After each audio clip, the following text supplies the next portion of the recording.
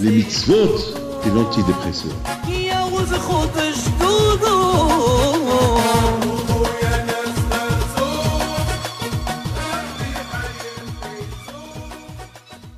On dit qu'Aïs Bari un bon été, un été plein de santé, c'est ça.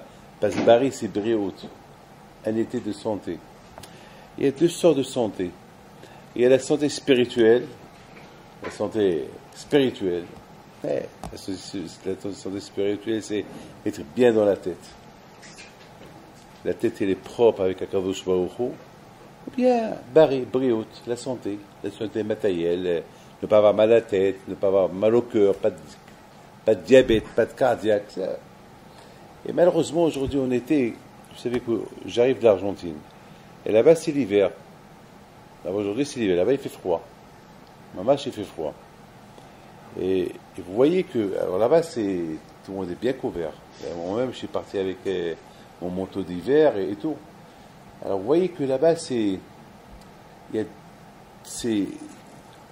on arrive là-bas, là-bas il fait froid, on arrive ici, il fait chaud. Donc là, j'ai compris c'est quoi Kaïs Bari. Kaïs Bari, c'est déjà dans l'avion, les gens, ils savaient que ils venaient en France et qu'il fait chaud en France. Déjà dans l'avion, les gens là-bas, ils étaient déjà mal habillés. Parce qu'ils savent qu'ils arrivent en France. Et c'est là que j'ai commencé à réfléchir. Je me dis combien c'est Bari, combien c'est bon quand tout le monde est couvert. Et combien c'est la brioche, c'est dans la tête. Je vous donne la parole d'honneur. On ne peut pas servir à Kadosh Baruch Hu dans l'état de ce qu'on voit. Les choses qu'on voit, ça joue beaucoup sur la tête. Tu vois des gens, que ce soit goy ou pas goy, tu les vois bien habillés, ça joue, spirituellement, ça joue bien dans la tête. On est bien. Mais lorsque les gens sont mal habillés, ça joue très mal. Ça joue fort dans le corps de l'homme. Et là, j'ai compris. Par exemple, ce Shabbat, il y avait un mariage. Mais avant le mariage, j'avais donné un cours sur Shabbat. Et puis, voilà, il y a un qui me dit, ce Shabbat, je vais le faire. Il a été impressionné par le cours que j'ai fait la semaine dernière sur le Shabbat. Il a dit, ce Shabbat-là, je vais me sentir attaché à Akadosh, je vais me sentir associé avec Akadosh Baruch Hu. Ça, c'était le cours. Et le Shabbat, il a passé avec moi un Shabbat. Je ne l'ai pas reconnu. Il a passé un Shabbat super. Mais samedi soir, j'étais dans un mariage. Et en sortant du mariage, on s'arrête quelque part et je le vois involontairement avec une personne. Et j'ai dit au chauffeur, arrête-toi. Et je le regarde et je l'appelle. Il était pas bien du tout. Je lui dis, mais t'as passé un bon Shabbat. Je parle anglais. T'as passé un bon Shabbat. Il me dit, oui, j'ai passé un bon Shabbat. Oui, il ne savait même pas où se sauver. Je crois que s'il pouvait se cacher quelque part, il l'aurait fait. Je lui dis, t'as passé un bon Shabbat. Il me dit, oui, j'ai passé un très bon Shabbat et c'est le meilleur. Je lui dis, alors, oui, la suite. Je lui dis, oui, la suite. En mettant la question que je vous pose, pourquoi il n'y a pas eu de suite? Beaucoup de fois, ça nous arrive d'être émerveillé par quelque chose, et après, on s'éteint.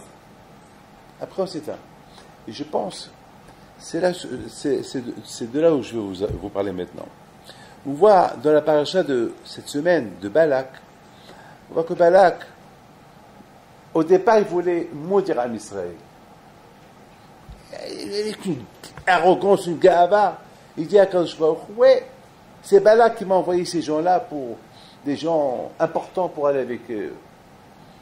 La gava, c'est-à-dire que Bil'am Aracha, il ne voulait pas stam des messagers qui viennent l'accompagner, il voulait des gens importants. Vous savez, un roi qui arrive quelque part, il faut c'est pas un serviteur qu'on va lui envoyer l'accueillir. Un roi, c'est le président de la République ou c'est un autre roi qui va aller l'accueillir à l'aéroport. Donc Bil'am Arasha, il se prenait pour plus important que les rois. Donc il voulait chercher du kavod. C'est pas un stam des gens qui viennent l'accompagner. Il voulait. Donc c'est dit que c'était un Baal Gava. À la fin, Balak lui a envoyé des gens encore plus importants. Alors là, c'est là quand je lui dis, c'est quoi ces gens-là? Pas accompagner la bataille. On voit que Bil'am Arasha, il voulait insulter les bénis d'Israël. Et à un moment donné, il voit Am Israël et il dit, Matovo alecha Yaakov.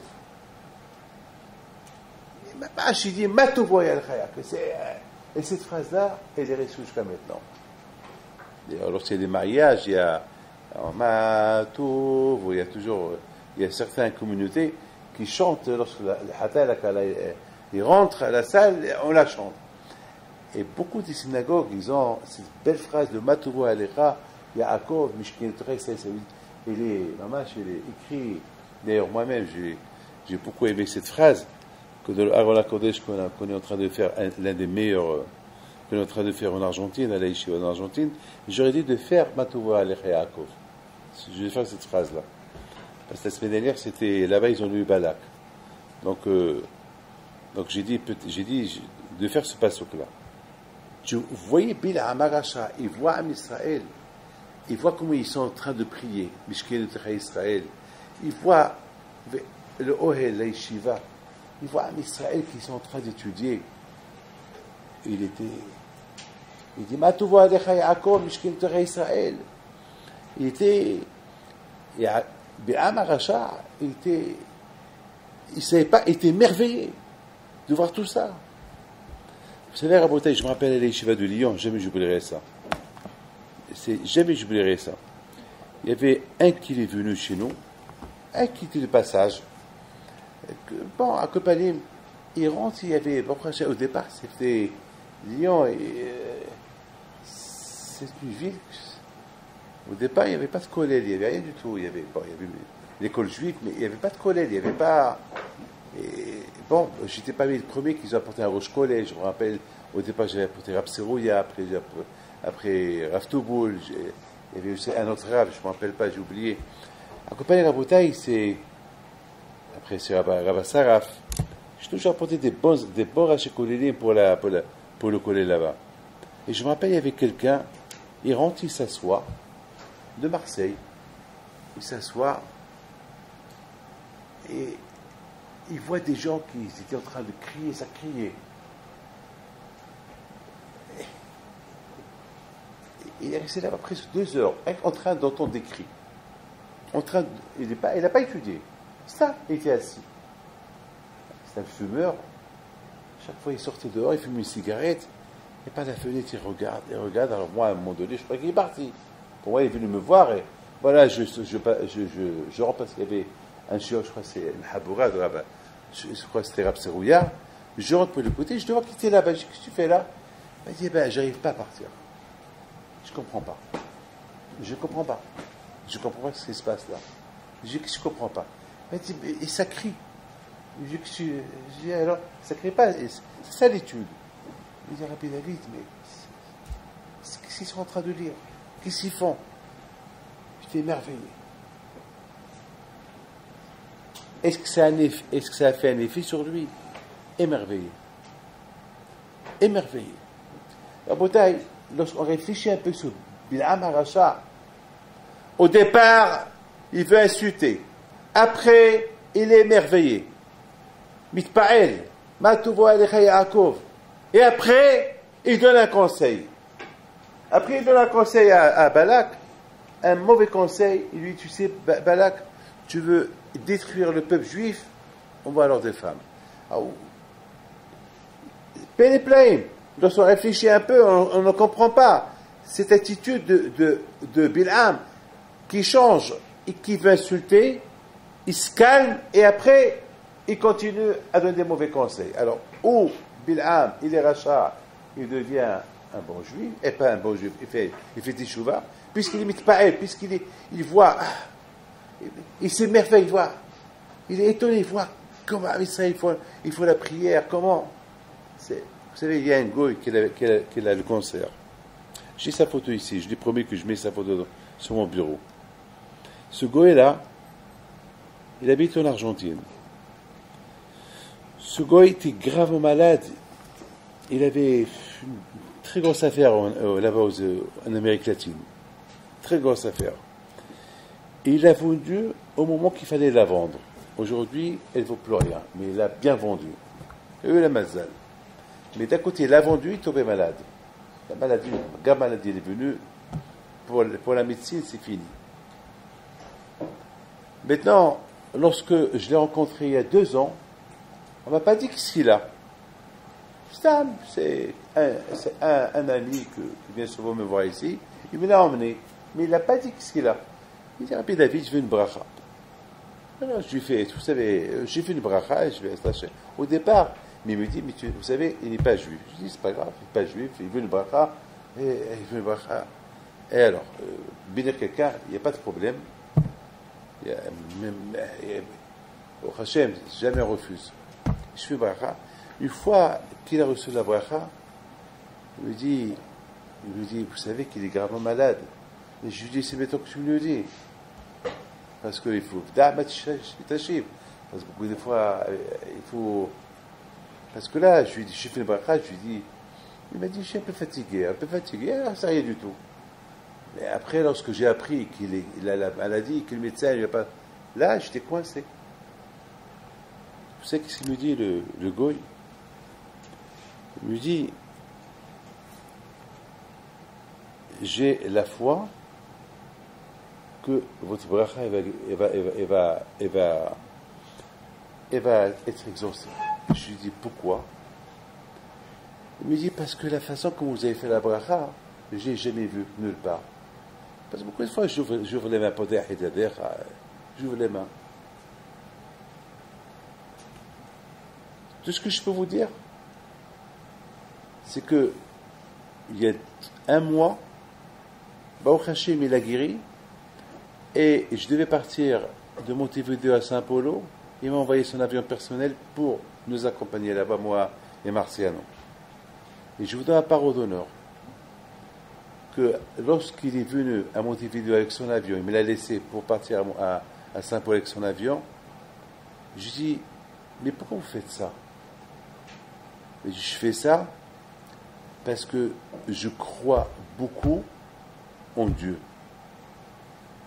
Il fallait voir, il m'a donné du moussard. J'ai commencé à réfléchir tout de suite la différence entre lui et Bil'am. Quelle différence entre lui et Bil'am? Eh bien, la différence, comment? Bil'am, tu connais le Emet, tu sais la vérité. Tu sais la vérité. Et en plus, la plus grande vérité des vérités, lorsque tu as vu Am Israël en train d'étudier la Torah et comment ils sont en train de faire la prière, jusqu'à qu'il a dit Matuvo Alecha Yaakov, Mishket Torah Israël, et ce passouk-là, il est resté jusqu'à maintenant. On utilise ce passouk de Bil'am, jusqu'à maintenant on l'utilise. Comment?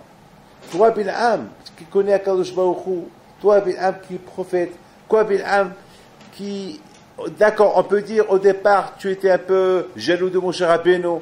Bon, maintenant tu es plus jaloux, maintenant toi-même tu dis, tu es émerveillé de voir ce que tu es en train de voir.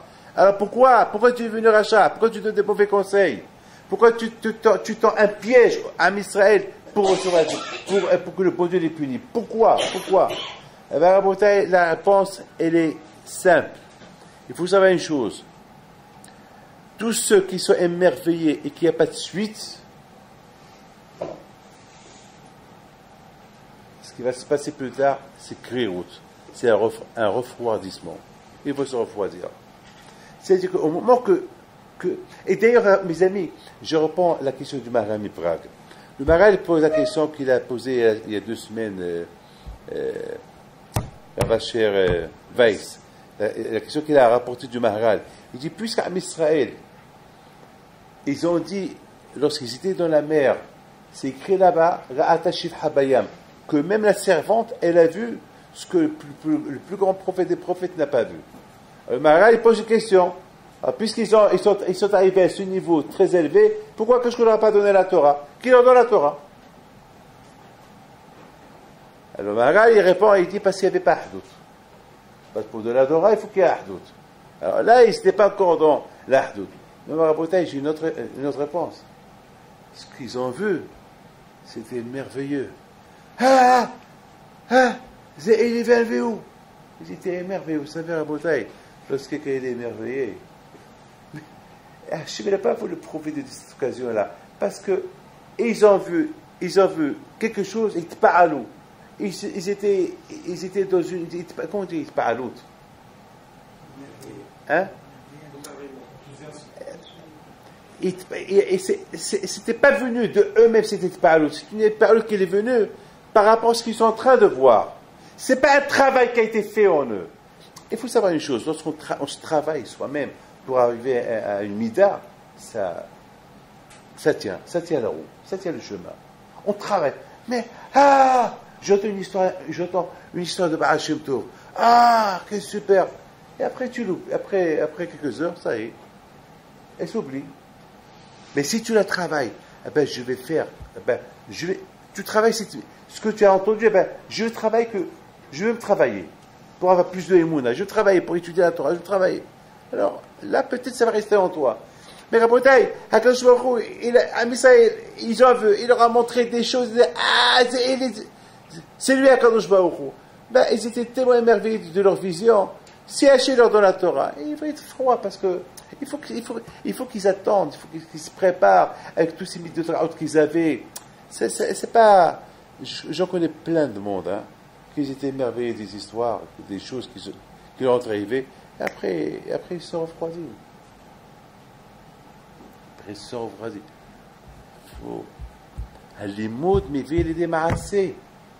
L'étude, il t'amène à l'action. Parce que c'est être émerveillé, c'est rien du tout. Mais je voudrais pardonner, j'entends plein de choses. Il y a par exemple, il y a quelqu'un qui vient chez moi. Hachem Ishmor. Son fils, il était entre la vie et la mort. Et bon, Hachem, et je lui dis, il faut faire. Et il n'a pas changé. Il est resté sans qu'il va, il vient, il a fini Seouda. Il raconte cette histoire à tout le monde. Ouais, vous savez, qu'est-ce que tu racontes? Et c'est mieux de ne pas raconter. C'est mieux de ne pas raconter cette histoire parce que si tu racontes, pour Bémet être modé, remercier à Kadosh Baruch Hu, il faut qu'il y ait un changement en toi. Puis tu dis, d'un côté, l'homme, il se contredit.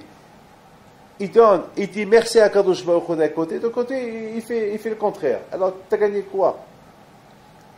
Dire merci à Kadosh Baruch Hu par ton changement. C'est ça le merci à Kadosh Baruch Hu. Par ton changement.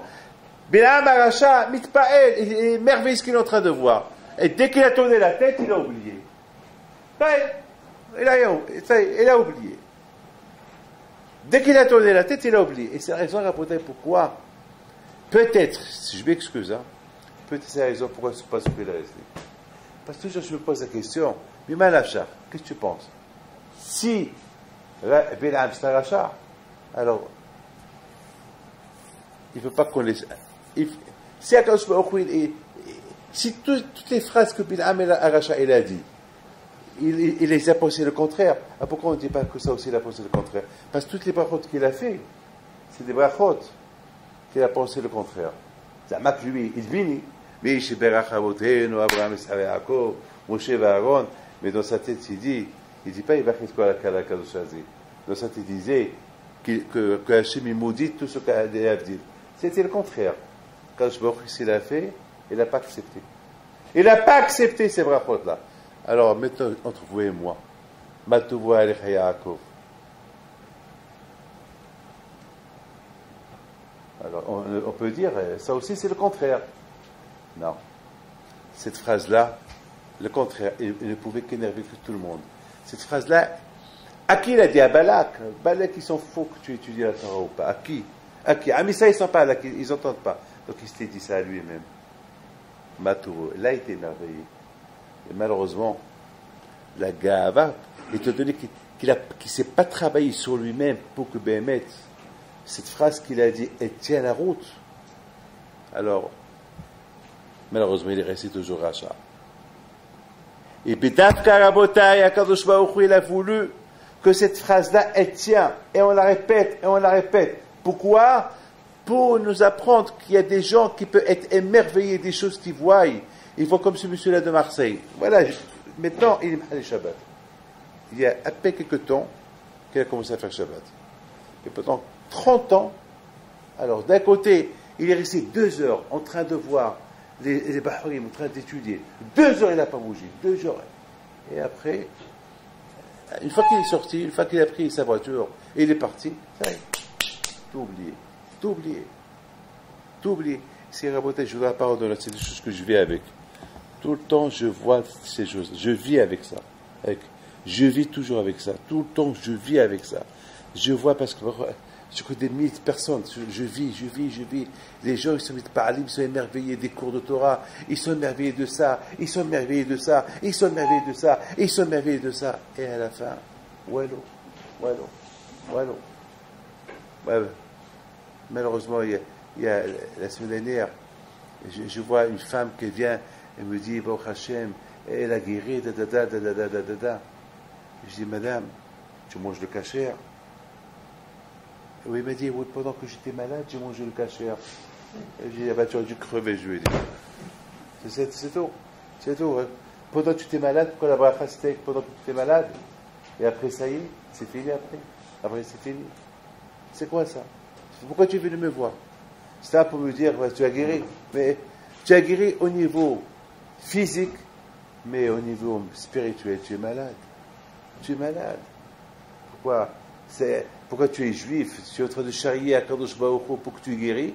Une fois que tu as guéri, tu manges le kasher. Une fois que tu as eu ce que tu veux, ça fait, tu l'abandonnes.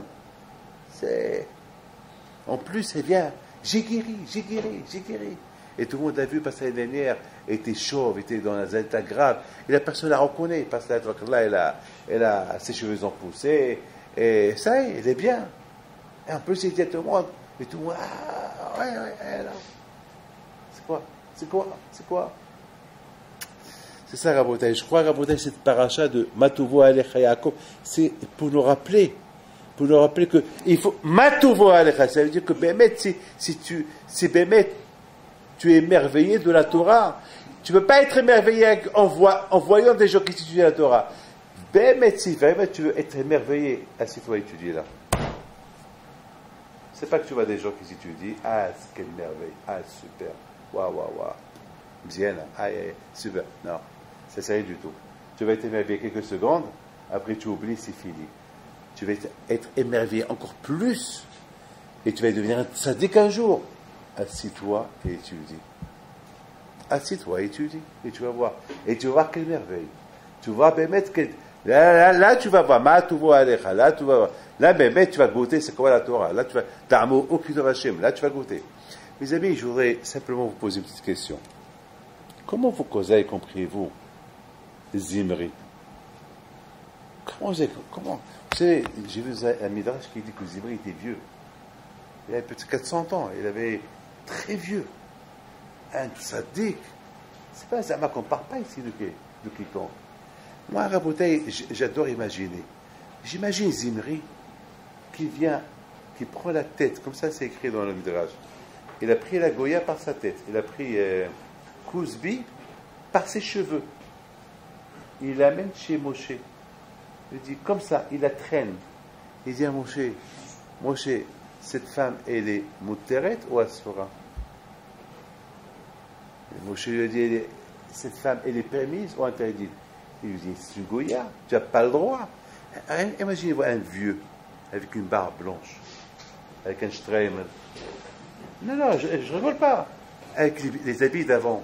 Un tzaddik, avec un tarbouche peut-être, avec Jora, avec Djlava, ou avec le foulard de Rabbi Pinto, qu'il arrive comme ça avec le foulard. Il arrive, il dit Moshe Rabbeinu. Il était plus vieux que Moshe Rabbeinu. Il faisait 2 fois et demi l'âge de Moshe Rabbeinu. Avec cette femme. Il lui dit, celle-là, elle est interdite ou permise. Une fois qu'il s'est moqué de Moshe Rabbeinu, il prend la Goya et il rentre dans une tente devant tout le monde. Il est parti avec elle combien de fois? Je ne vais même pas vous dire combien de fois. Il y a un midrash qui dit, comment vous comprenez ça? Comment vous comprenez ça?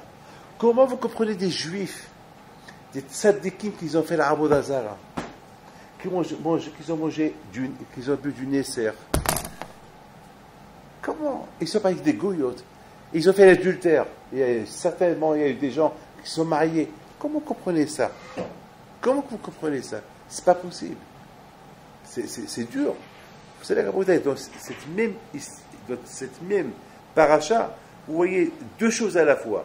Vous voyez un Bil'am qui veut devenir un tzaddik et qui est émerveillé avec les choses qu'il voit. Et vous voyez de l'autre côté ce que Bil'am il a vu. Il est émerveillé d'eux, voilà ce qu'ils font. Et je vous donne une image. Imaginez-vous que moi je rentre au Beth Midrash, je vois 500 abrichim, ou 1000 abrichim en train de crier, je suis émerveillé. Après, qu'est-ce que j'entends? Que tous ces gens-là, ils ont fauté. Je suis émerveillé, et de l'autre côté, qui les a fait fauter? C'est moi. Alors, qu'est-ce qui se passe ici?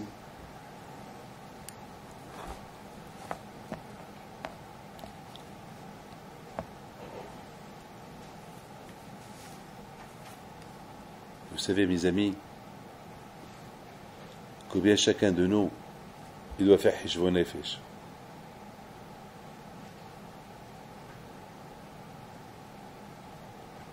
Dans ce Shabbat, j'étais à l'hôtel. Il y a comme les fenêtres, il y a comme des lignes. Des lignes.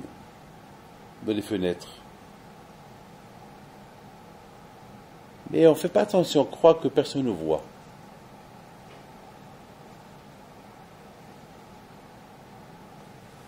Il y a un qui me dit, bon, j'étais là-bas toute la semaine dans cet hôtel.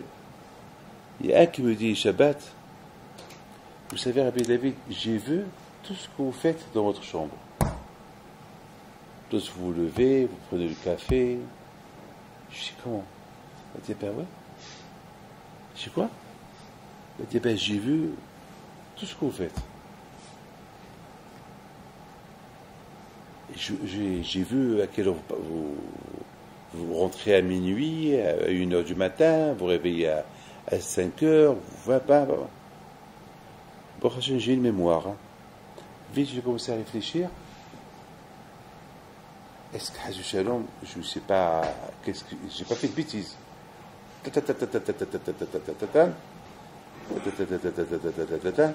Après, je lui dis, et alors, tu as bien vu, tu as vu, je me suis bien comporté.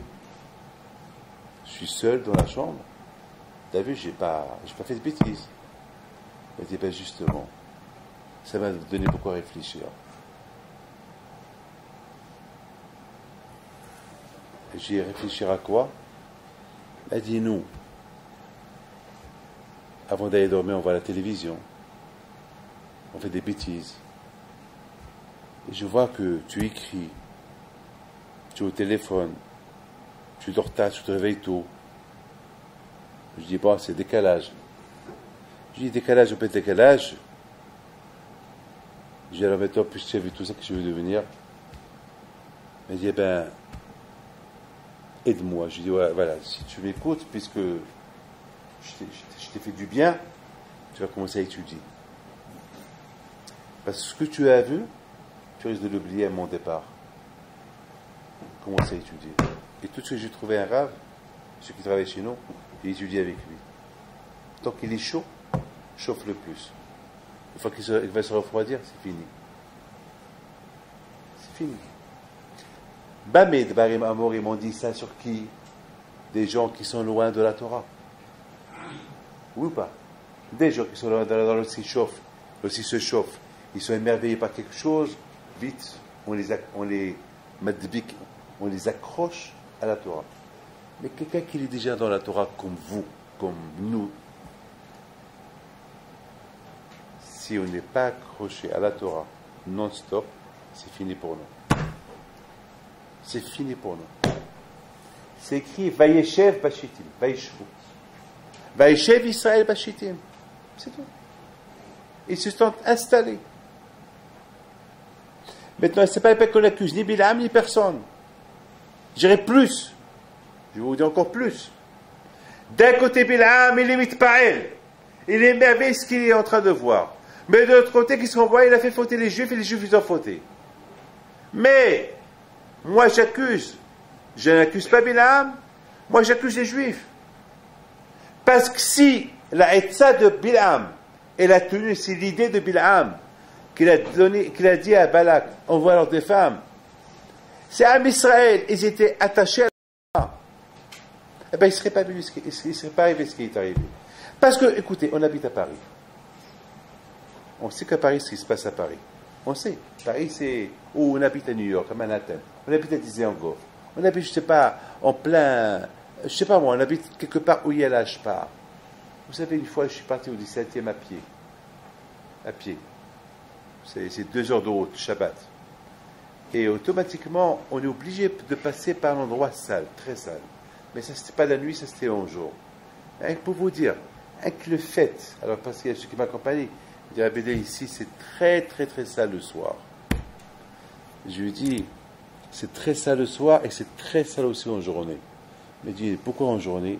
Je lui dis, en journée, parce que le fait de passer par là et tu sais ce qui se passe là, déjà, ça salit l'esprit.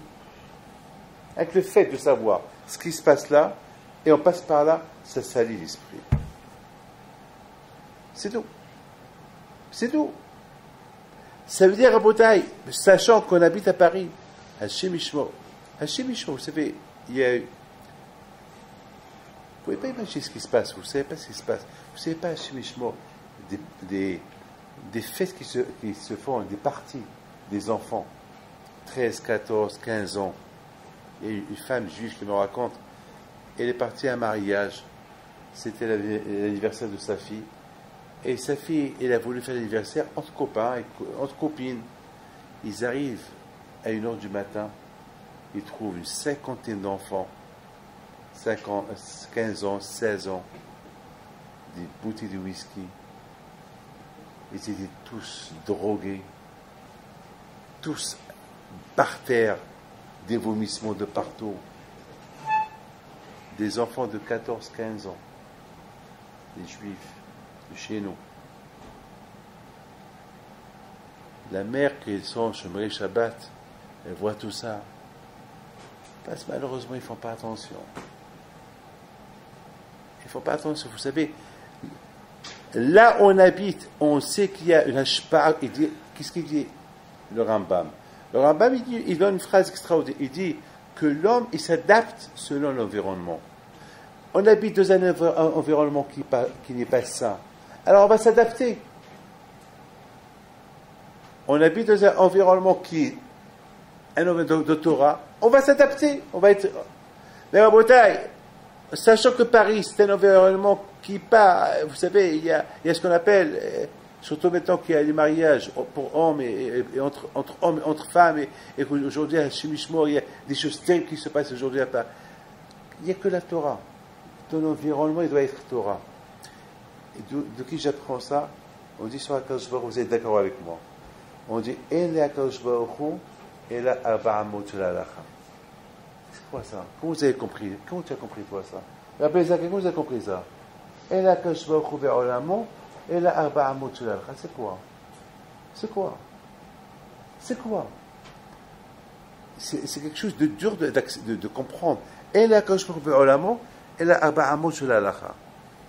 Alors j'ai pensé tout à l'heure, j'ai dit Arba'amot shel Halacha parce que c'est les 4 coins du monde. Et les 4 coins du monde, pour HaKadosh Baruch Hu, c'est avec une amma sur amma sur amma. C'est-à-dire, il y a les 4 coins du monde, c'est 4 coudes.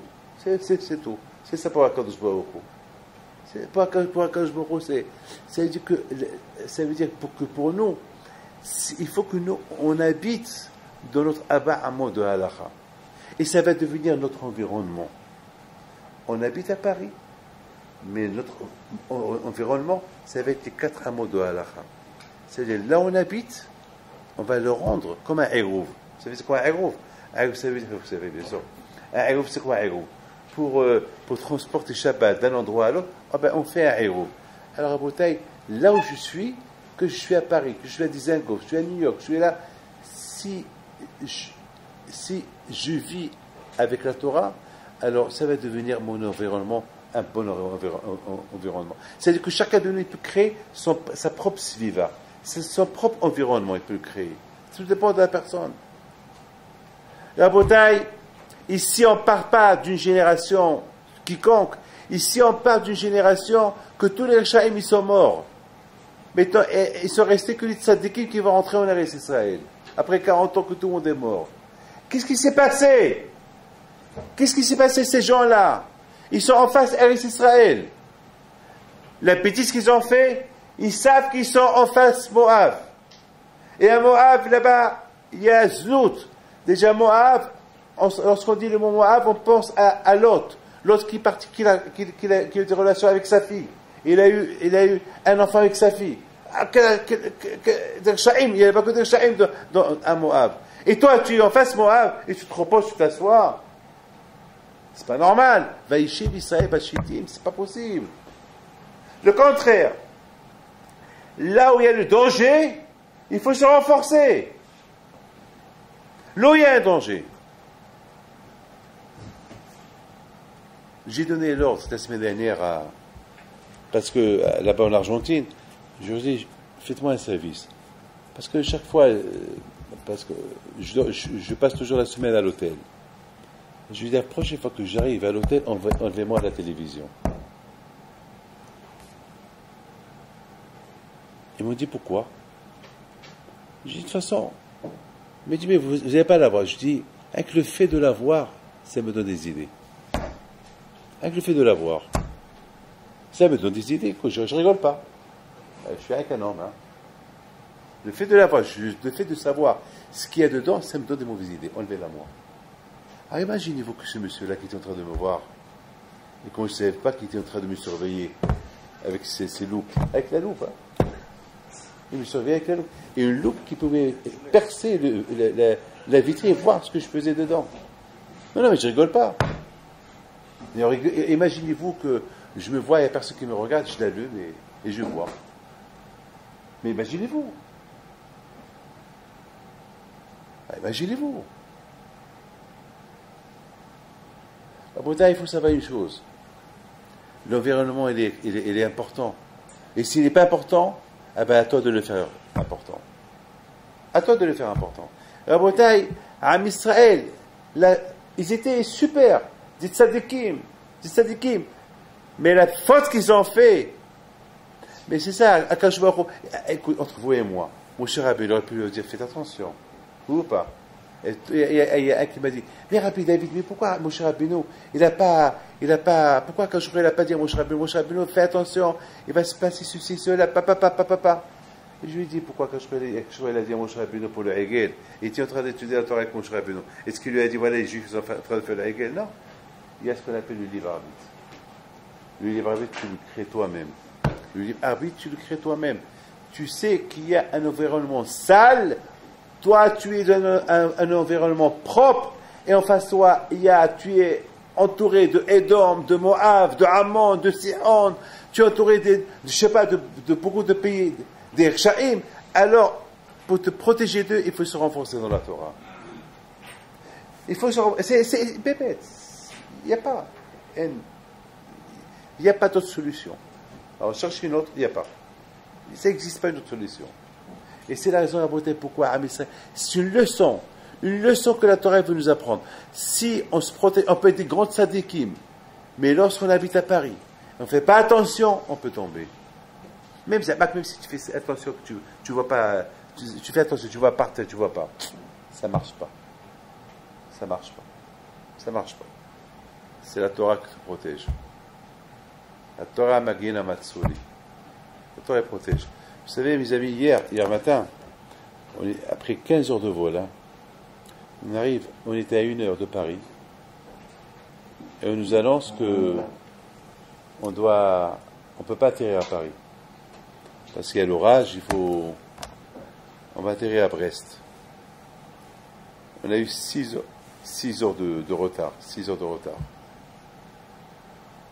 Et lorsqu'on était à Brest, l'avion il attend. J'ai remarqué que personne n'avait le droit de descendre de l'avion. C'est-à-dire, on était prisonnier dans l'avion pendant 2 heures, 3 heures, 4 heures même dans l'avion. Et Baruch Hashem, pendant ces 4 heures-là, ben, ça m'a permis d'écrire un peu, d'étudier un peu. Les autres, ils attendent. Chacun il attend, ils attendent, chacun voit l'heure. Moi je me suis dit, bon, puisque il y a l'orage à Paris, bon, on va étudier un peu. Et bon, Hachem, j'ai préparé 3 cours de Torah. J'ai gagné 3 cours. Et après, bon, Hachem, on a décollé pour arriver à Paris. C'est tout. Lorsqu'on se trouve dans une siva, et surtout il faisait chaud, et les gens étaient mal habillés dans l'avion, non, qu'est-ce que tu vas faire? Tu fais ta sorte, tu vas commencer à les voir. Qu'est-ce que tu vas faire? Chacun va voir l'autre. C'est pas la peine. Tu vois. Mais c'est tout. Vaillard, il a vu Bilam. Waouh, Matouvo, aïe. Et maman, j'étais impressionné, ce qu'il est en train de voir. Il voit des gens qui étudient la Torah. Mishkan, c'est la tchila, comment ils sont en train de faire la prière. C'est super. Ah, mais ça, moi, je suis venu les insulter. Mais c'est pas possible. On n'insulte pas un Israël comme ça. On va pas les insulter. C'est tzadikim. Matouvo, Alecha Yaakov, Mishkin, Torah Israël. Pendant ces moments-là, qu'il était en train de parler, Hachem, il a enregistré, il a filmé ces moments-là. C'est ces moments-là qu'on écrit. Ces secondes-là. Ce qu'il a eu dans sa tête, dans son cœur. Moshe Rabbeinu, il les a fait rentrer dans ce passouk. Il est resté jusqu'à mettre ce passouk. Jusqu'à mettre, il est resté ce passouk. Mais après, c'est fini. Le Bil'am qui a dit Matouvo Alecha Yaakov, c'est plus le Bil'am de maintenant. Il est devenu un autre Bil'am. Et il est venu pire qu'avant. Maintenant, il a donné des conseils à Balak. Comment faire fauter les Juifs? Alors, je vous pose une question. Je ne sais pas question. Bon, je vais voir si... Mais essayez, si quelqu'un a une réponse, qui me l'a dit plus tard. Puisque Bil'am, il a donné ce conseil à Balak, pourquoi depuis le départ il ne l'a pas donné? Bil'am, il sait qu'il ne peut pas insulter les Juifs. Quand depuis le départ, il a dit, je ne peux pas les insulter que Baruch Hu. C'est un peu le béni, tu ne peux pas les insulter. Alors qu'est-ce qu'il est? Est-ce qu'il joue avec le bon Dieu? Zamak, voilà, je vais les bénir, et soi-disant, dans ma tête, je les maudis. Mais tu joues comme ça avec Akadosh Baruch Hu. Mais Hachem, il sait ce que tu penses. Donne à Balak l'idée. Viens, Balak, entre toi et moi, je ne peux pas les maudire. Les bénir, je ne peux pas les bénir parce que tu ne veux pas. Les maudire, je ne peux pas les maudire parce que le bon Dieu, il a dit que Baruch Hu, ils sont bénis. Mais par contre, viens, je te donne un conseil. Et point final. Pourquoi depuis le départ, il n'a pas donné? Ah ben, Rabota, écoutez très bien. C'est grave ce que je vais vous dire. C'est pas... Je connais, Baruch Hashem, cette semaine, je vais faire 63 ans. Et dans ma vie, j'ai eu beaucoup dans ma vie des gens qui m'ont fait beaucoup de mal. Et je ne me suis jamais vengé. Par jalousie, bon, je ne vais pas rentrer dans les détails. Et je me pose la question, comment est-ce possible que des gens bien peuvent devenir mal? Il y a un qui vient ici, il y a quelques semaines, il a commencé à critiquer Rav Steinman, ici chez moi ici. Il a commencé à critiquer tous les rabbanim. Je lui dis, mais pourquoi tu me racontes ça? Parce que tu as vu la photo de Rav Steinman dans mon bureau? T'as pas honte? Et à moi, tu me racontes tout ça? Même si tu peux penser de lui ce que tu penses. Mais pourquoi tu me racontes? En plus, ce monsieur-là, soi-disant, il vient ramasser l'argent parce qu'il y a des écoles, il a des chivot, papa. Comment? Là, Rabotaï, il n'y a pas de réponse à ça. C'est un travail de toujours. Rabotaï, il faut savoir une chose. Combien un homme, il doit être toujours attaché à la Torah. Un relâchement de la Torah, Hashem Yishmor, ça peut devenir fatal et catastrophique. On peut écouter un cours de Torah maintenant, à tout ce que je suis en train de vous dire. Vous allez dire, Rabbi David, il a raison. Après, vous allez sortir, vous risquez de faire le contraire de tout ce que j'ai dit. Pourquoi? Parce qu'il y a un passage dans la Torah qui dit,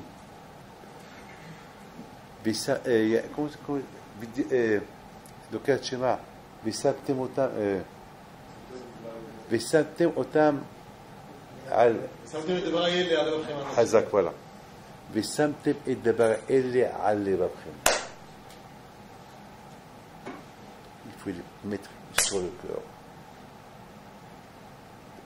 Sur le cœur. C'est pas stam.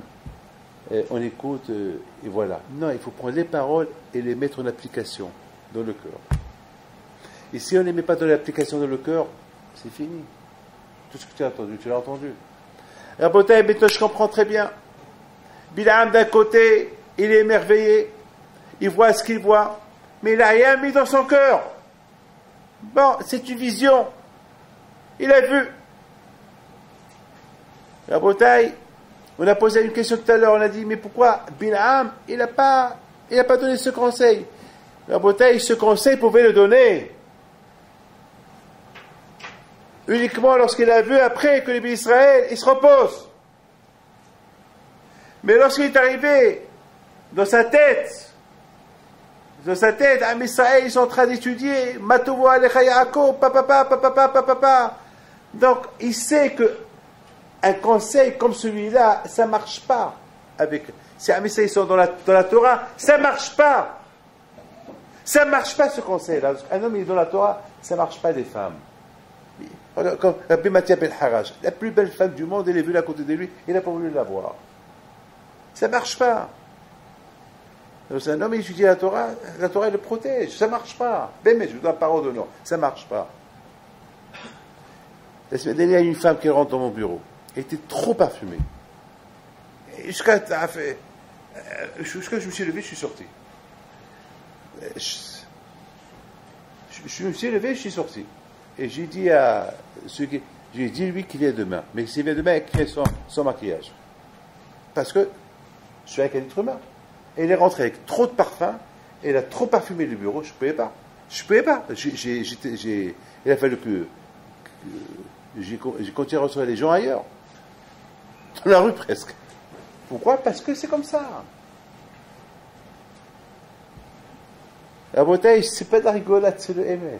C'est pas de la rigolade, c'est le émet. Ne me dites pas, ne me dites pas qu'on est tzadikim, c'est pas possible. Si on ne fait pas attention, c'est pas possible. C'est pas possible. Ne me dites pas qu'on est des superman. C'est pas, ça marche pas. Et donc vous avez compris à bouteille que Bilam, il ne pouvait pas, dans la tête de Bilam, je vais les maudire. Hachem a dit, tu ne vas pas les maudire. Bon, alors je vais les bénir. Mais Rabotai, même que Bilam il sait, quoi qu'un jour il sait, c'est ça le rachat de Bilam. C'est ça le rachat, entre vous et moi. On sait que c'est péché de parler la shonara et on le parle. On sait que c'est péché de voir les femmes et on les voit. On sait que c'est péché de faire ça et on le fait. Ah, on sait tout. Alors, on n'est pas pire que Bilam. Parfois. Donc, je dis, on critique Bilam, et pourquoi on ne se critique pas à nous? On apporte Bilam, Aracha, regarde toi-même, regarde ce que tu fais. Pourquoi c'est la hishbonot? Nous, on est super bien, parler sur les autres, mais on ne va pas. Nous, on est super, nous, on est bien. Nous, on est bien. Rabotai, mais vous avez compris que Bilam Aracha, une fois qu'il a vu Am Israël, il était émerveillé. Matovo Alecha Yaakov. Mais lorsque Bilam Aracha, Rabotai, il a vu dans sa névoie, parce qu'il était prophète, qu'Am Israël va yeshiv Israël Bashitim, qu'Israël se repose, là il a profité. Là il a profité de l'occasion. Là il dit, avant que je m'en vais, je te donne une idée, je te donne un conseil. Profite maintenant avant que ce soit trop tard. Profite maintenant. Voilà une idée que je te donne. Hachem, leur Dieu, il n'aime pas les femmes. Il n'aime pas la débauche. On va alors des femmes. Et malheureusement, vous avez vu les conséquences après. Ils ont fauté, ils ont... Et qui Meaya Mouvil, qui a traîné qui a entraîné tout le monde à fauter? Zimri. Zimri. Un qui était un grand sadique, c'est lui qui a entraîné, c'est lui qui était dans la...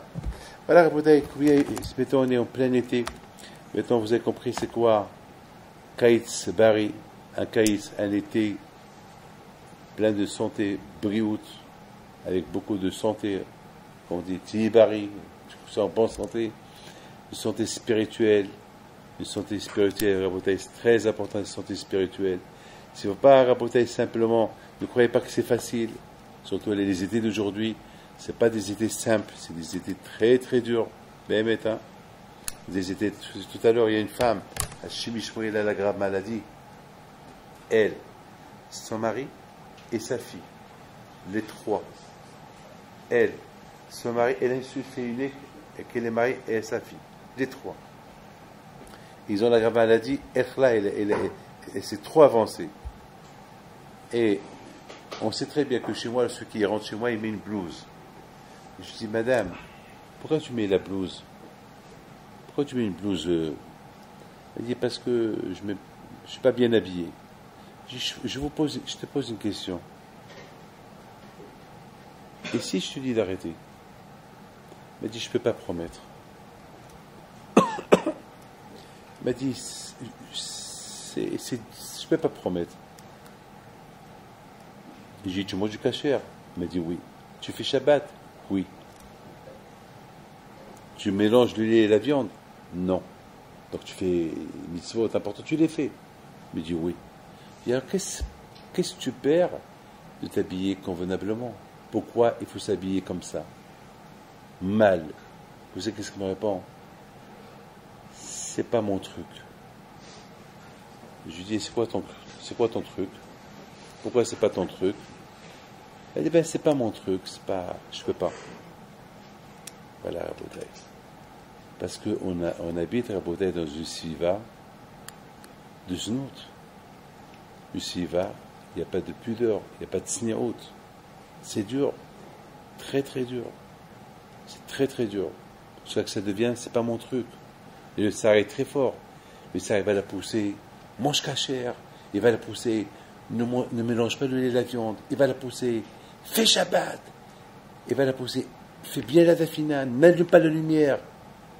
Mais il va lui faire la chose la plus grave. S'habiller mal et entraîner les autres à voir Gilo Arayot. Regarde Rabotai, comment... C'est ça la Etza de Bil'am. Bil'am Aracha, il a choisi la chose la plus grave qu'elle affaiblit le corps humain. Znout. Znout. C'est la chose c'est la avéra la plus grave. Vous savez, Rabotai, qu'est-ce que j'entends? Aïe, aïe, aïe, qu'est-ce que j'entends? Qu'est-ce que j'entends? Chimichement, qu'est-ce que j'entends? Qu'est-ce que j'entends? Il y a un couple ce matin. Moi, je vous parle à la yeshiva. Un avrer. Je ne vous dis pas où, d'où et qui. Mais quelqu'un qui étudie la Torah. Et sa femme, elle vient. Ils sont venus les deux, mais sa femme voulait me voir la première. Je dis, voilà, Rabbi David.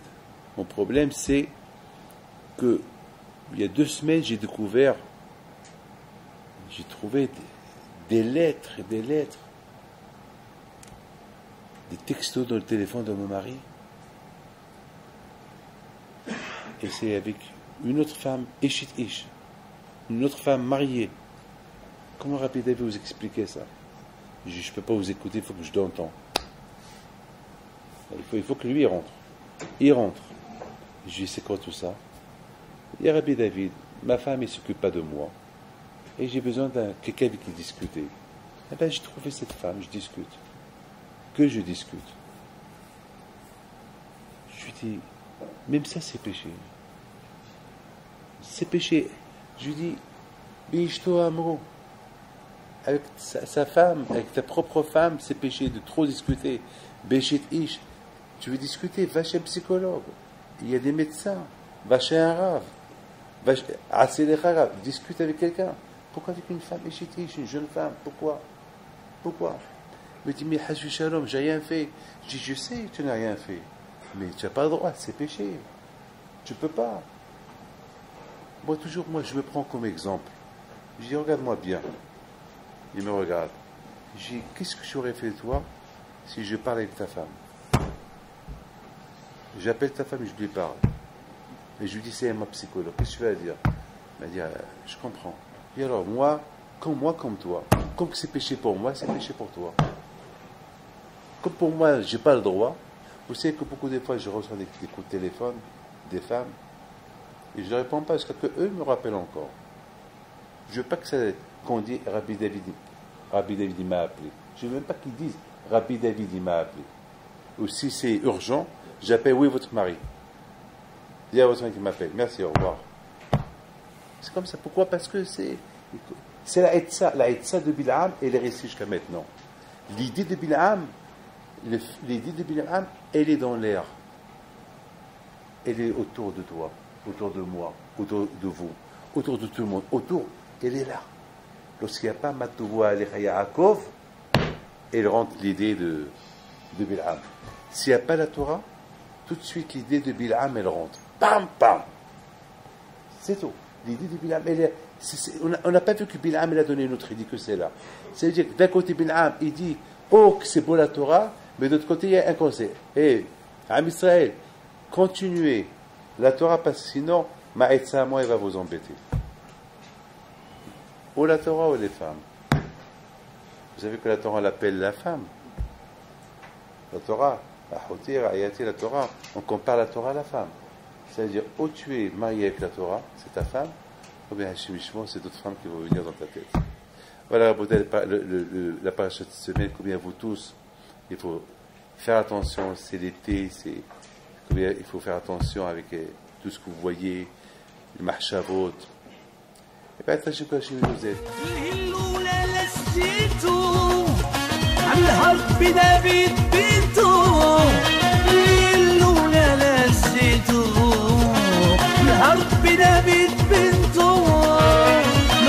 العيالات صغرتو على ربي دافيد